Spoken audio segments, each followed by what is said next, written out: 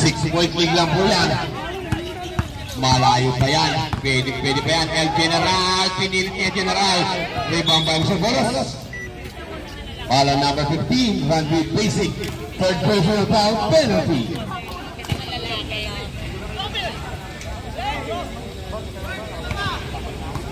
Kailan yun? Next week? 6 lang po yan. Grabe naman si Bolos. Ikaw na, Mr. Solog.